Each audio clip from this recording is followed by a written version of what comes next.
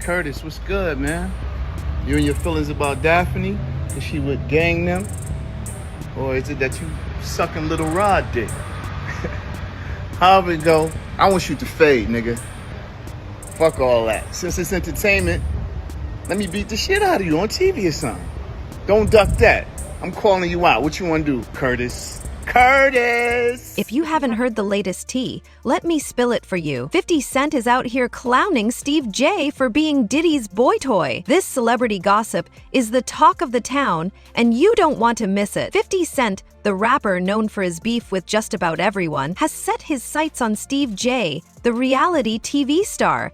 And what's the reason? Apparently, 50 thinks Steve is getting a little too cozy with hip-hop mogul Diddy. The streets are saying that 50 Cent is calling out Steve J for being Diddy's companion, and he's not holding back. This drama is hotter than a summer day in Miami, and we're here to give you all the juicy details. So sit back, grab your popcorn, and get ready for some serious celebrity tea spilling. Do you think Diddy can come back from this? Because a lot of people saying it's over for him. Oh, it is over for him. Come back to where? To being the entertainer? Business? Listen to me, man. And I don't want to bring this guy's story up because it's old. And I know he's trying to live past it, but I'm going to bring it up anyway. Ray Rice, his wife, spit in his face. And he did what he did on that elevator. He ain't played one football game after that. Nowhere that I know of. He may have went overseas and played or something like that. I don't know that to be true. But he didn't play in the NFL, a hell of a running back. He ain't played not one down in the NFL after that. No endorsements. Nobody's going to have anything to do with old boy. And when they come out with this other stuff, he gonna come back to work. I wouldn't be surprised if he do the ultimate sin, is suicide. Because bruh, he's such a narcissistic that he couldn't stand not being somewhere and not being seen. His whole life, his whole career was about him being seen in the public. It was about him, taking everybody else's dreams and making them his. And now, him nor his kids would profit from anything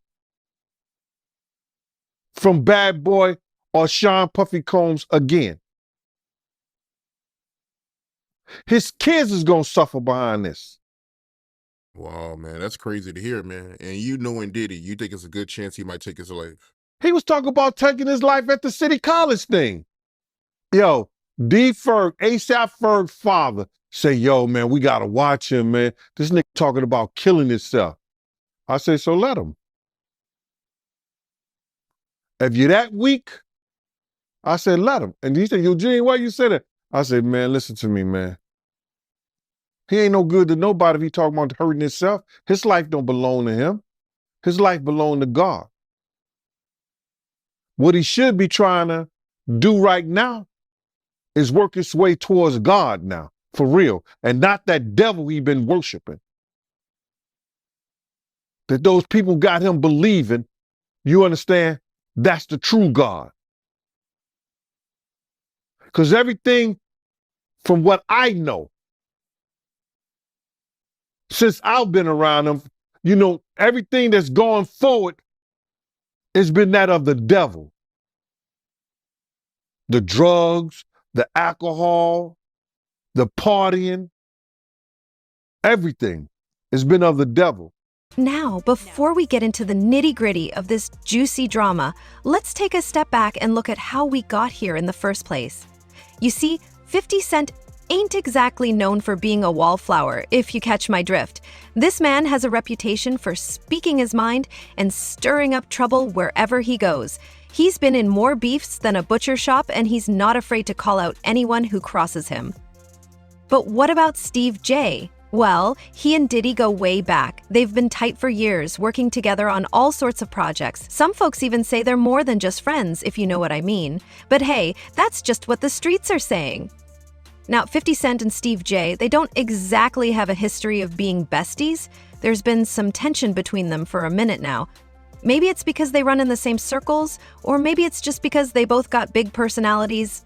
Who knows? But what we do know is that 50 Cent has been taking shots at Steve J for a while now. He's made some slick comments here and there, but nothing too serious. Until now, that is.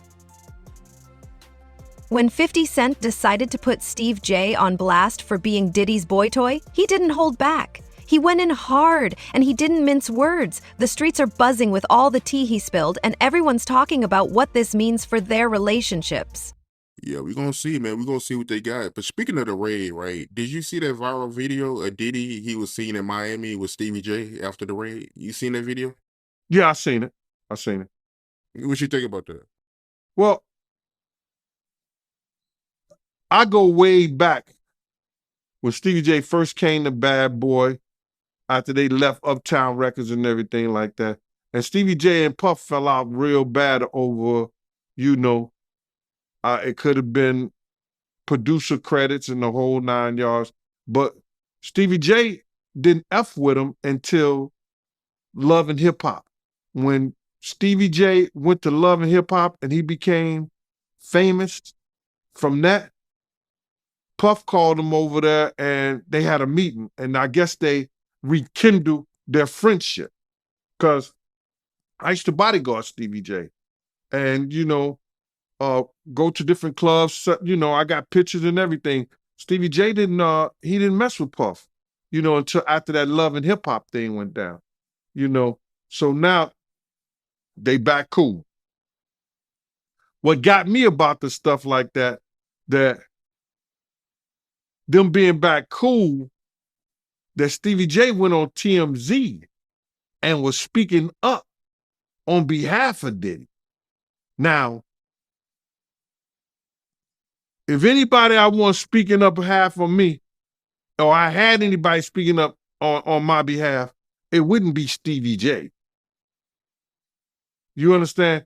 I don't think that an individual of his caliber is capable or can be trusted in a way that I would like for him based on his actions on television and who he is as a person, what he has been shown as an individual is a type of individual that I would have speaking on my behalf.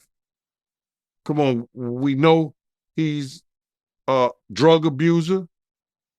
We know that he's been seen putting his hands on women in the wrong way.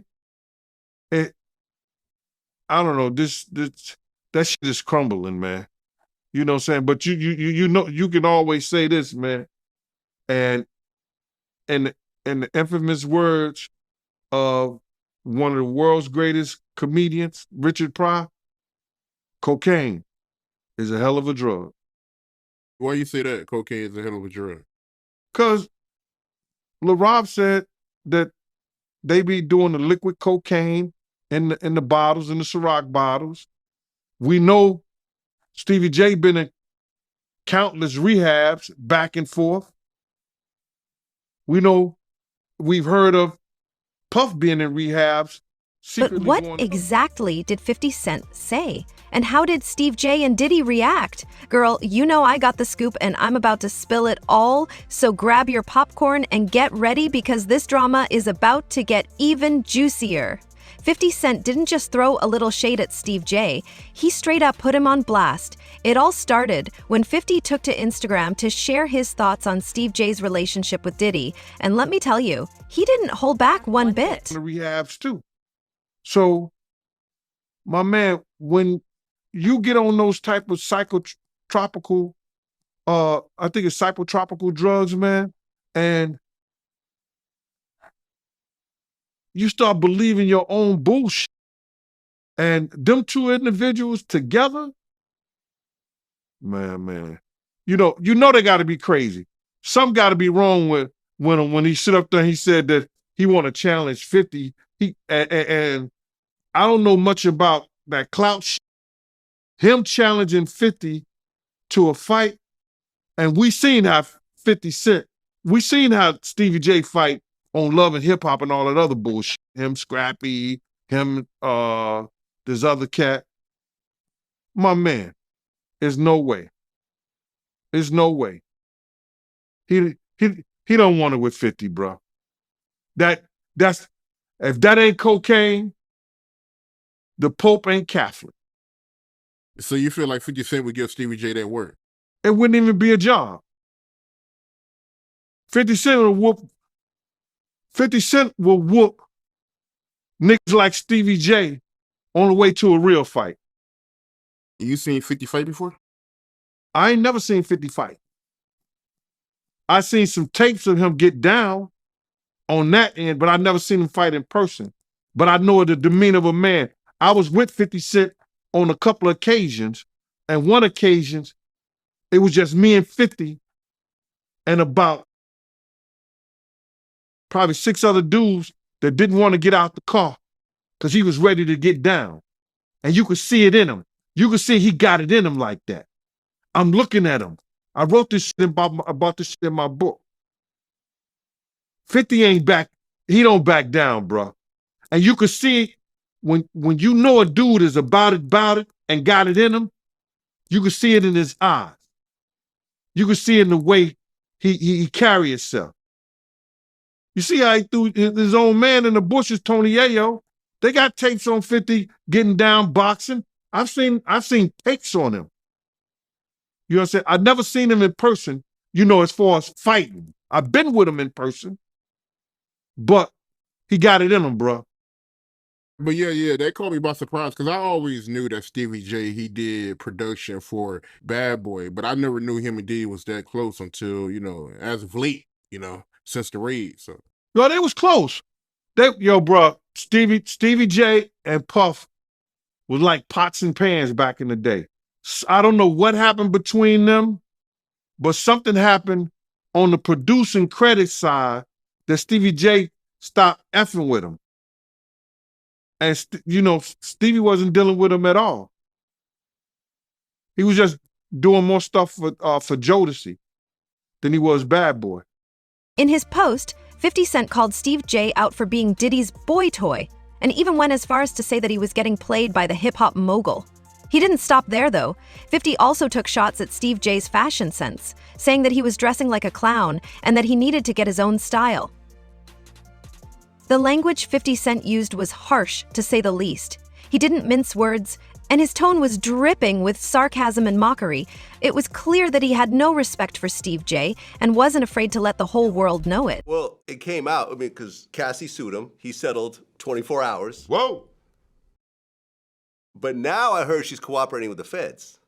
She's a civilian. What do you expect? Right. Well, what's interesting, I actually looked this up, because I'm sure when they settled the lawsuit, she signed an NDA, saying she's not going to write a book, she's not going to do a documentary, whatever else, When the feds come, that's probably all out the window. Well, yeah, here's the thing. An NDA is a private agreement. Yeah, a but criminal the feds- case supersedes that. Yeah. So she could be compelled to take the stand, and she could basically throw that NDA out the window on the stand. Of course, and she's a civilian, and it is what it is. And yo, let me tell you something. God got his ways of humbling people. Yeah. You could be right here, and the next day they all laughing at you. We're public property. That's what I learned. When I seen Fitz down there, we public property. You can say whatever you want to say. So it's public property. You walking on eggshells, my nigga. Whoever you are. And if you a black billionaire, come on. It's over. It's over. It's looking bad out here for As Diddy. for niggas taking up for 50, 50 been not fucking with Diddy for his reasons. Like, niggas be saying little funny shit behind the scenes, and, G-Unit spies is everywhere. G-Unit spy, that's what G-Unit spies is everywhere, bro. Okay, because I remember one of the funniest Drink Champs ever was when 50 was on there, and he said that he met up with Diddy, and Diddy offered to take him shopping. Yeah, Hell? You can't tell a nigga from New That's York. crazy. No, you can't tell a That's crazy. nigga from New York no shit like that. Yeah. Let's be real. He's like, what? He's like, I'm a bad bitch or something? I gonna let me take me shopping? You gotta understand, Fifth been like that since the beginning of time. When he used to come to the block, he was the nigga like, oh shit, boo-boo coming. Yeah. Like, oh man, this nigga, some shit is about to start. That's who he is. And as for niggas saying they want fades and all that, like, I don't know what niggas think. We've been talking about Stevie J. No, Stevie J but like wants to Stevie fight J, 50. I don't like to talk about these dudes because like Benzino and them, I don't look at it as real street shit. Yeah. Like when you beef, like I said, with entertainment, with man. like It's all entertainment, man. with like a henchman or a fucking a World or any of these type Fat of Joe. niggas, yeah, or Fat Joe, you know, he's street. Yeah. But like a Benzino, like years ago, we ran down on Benzino in Miami. We ran down on him like, yo, don't put us in the Source magazine. Because he was so obsessed with Eminem's success, and G-Unit was the shit at the time, and niggas was just, it always been a hate thing because we signed with Eminem. Why? It's the nigga that put me on. I don't give a fuck what color he is. That's just me. You understand what I'm saying? And like I said, nobody owed me nothing. I'm just the type of nigga that just be like, yo, you know what? I appreciate what niggas did. Niggas got me out the hood. Niggas got houses. We went to 103 places. We went on tour for 103 dates. The third, 50 has the 6 third, months, nigga. third biggest grossing tour in the world, hip hop. As soon as 50 Cent's post went up, the internet went wild. Fans were shocked by his bold statements, and the media couldn't get enough of the drama. Twitter was buzzing with reactions, with some folks taking 50's side and others defending Steve J. But the real question on everyone's mind was, how would Steve J and Diddy respond to this public dragging? Would they clap back at 50 Cent, or would they take the high road and ignore the drama altogether? Ever. I actually looked this up. I have this in my notes. It's about to be the second. All the numbers ain't even in yet. I think it's the second most gross. No, right. I should actually be looked the at the second. numbers. You guys made $123 million on that tour. Number 2 was Drake. It was all Blur tour, $189 million. And number 1 was Jay-Z and Beyonce on the run, $253 million. Okay. A lot of money, though. Yeah, 50 is a lot of money. 50 is Crazy. a marketing genius, and we had fun on that road. We went to all kinds of places. We went to Paris. We went to Dubai. Bahrain, we went to shout to Abu Dhabi. Thailand. Shout to Bahrain, Thailand. Man, all over, Yo, and man. those experiences. Mumbai, India. And look, you got to understand, me and 50 was always Murder fans. You know what I'm saying? So Murder is like, when we on the road, it be me, Murder, and our man Light. Shout out to Light. Light, They call us the Three Amigos. So like, a lot of shit happens on tour. Like as for production, you know, they gotta wake up 5 in the morning, build a stage. Like people it's long doing these tours, and you ain't seen your kid, you ain't seen your wife. Definitely. You know what I'm saying? So a lot of shit happens on tour behind the scenes, and it's understanding because while we're laying in our Armani hotel beds, somebody's building the stage. So we the type that when we around, it's the Three Amigos. We go, we find our bud in whatever country we at, London, Paris, you know, wherever we at, except for like So our Abu life is Dhabi and all that. crazy. Yeah. You know what I'm saying? We go wherever we at, we find our bud. We got our dressing room. We chill in the cut. Look, because 50 tells us, yo, I only need you. Look, we could be back in the hood, or we could be having jobs. All I need is 2 hours of your time, and we make 6 figures. That's a fact.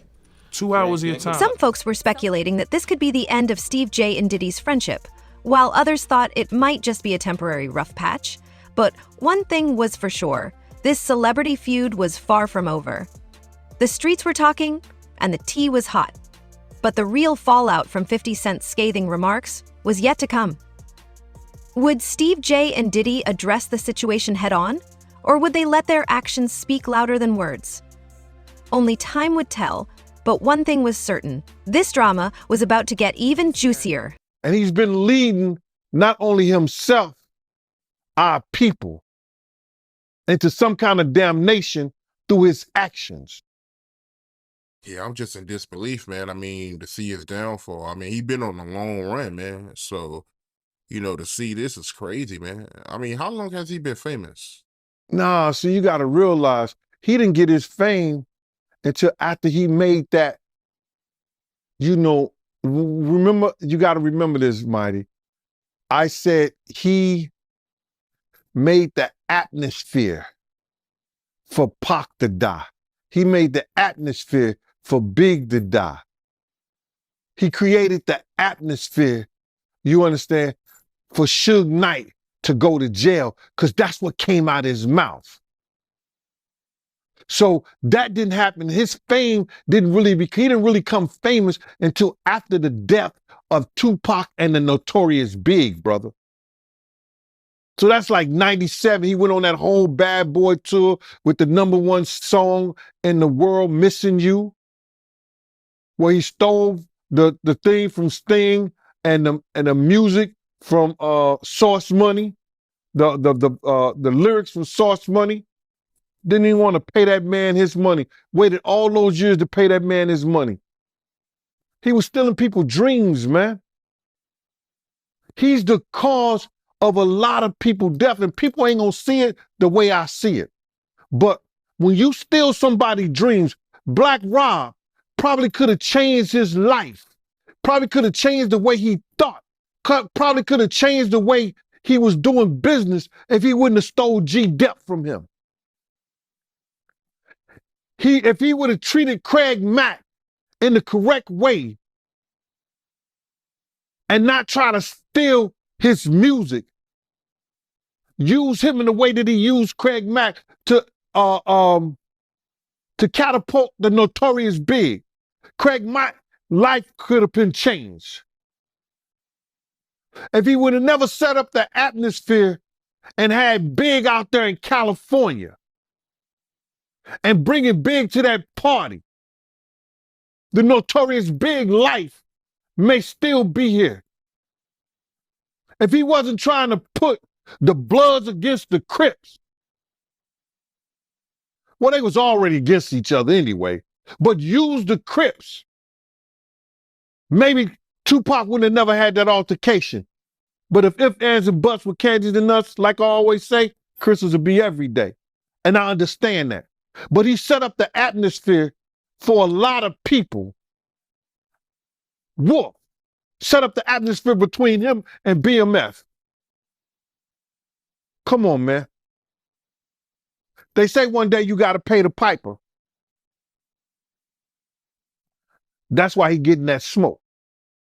Sauce Money, you brought his name up. He had an issue with Diddy? But girl, you know how these celebrity feuds go. One minute they're at each other's throats, and the next they're all buddy-buddy again. It's hard to say how this one will play out, but one thing's for sure, the streets will be watching every move Steve J and Diddy make from here on out. That at his Grammy Award winning speech, he used the same speech that Pac used. That shit is crazy. So when I say I'm obsessed with talking about Puff and telling y'all the truth,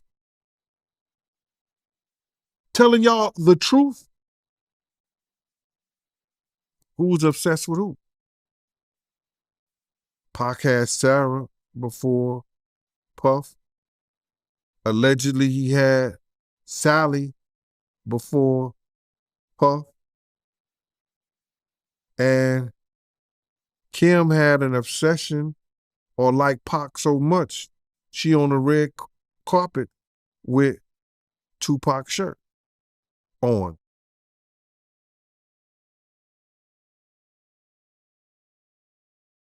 Who's obsessed with who? So you believe Diddy, he only got with Sarah Chapman because Pac, he had her at one point. And it was a bet in the office. Sarah was messing with an NBA basketball player. Puff bet all the niggas didn't believe that he could get it within 2 weeks. $100. So she actually was a $100 bet that he got. And who was the NBA player? I think it was Gary Payton, allegedly. That's what he said. Somebody said, she messed with Gary Payton? I bet you I get it. I bet you I have it within 2 weeks.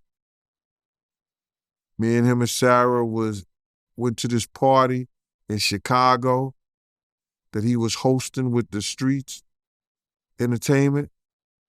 And we went to the store called Cranberry and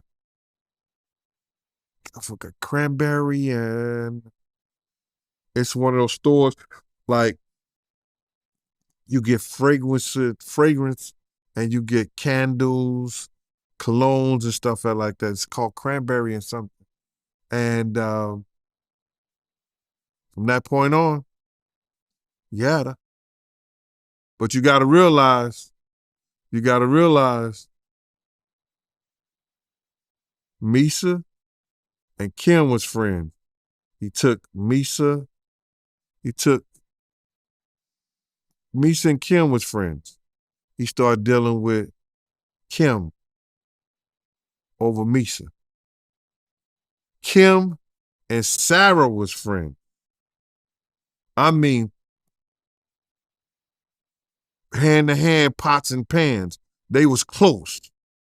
They all used to, Sarah, Kim, and this other girl, I think she was from Atlanta. What's her name?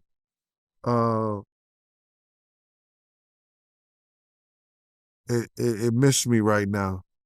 But they all used to hang together. So then he went from Kim to Sarah. He liked to do the friend thing. Looked like that.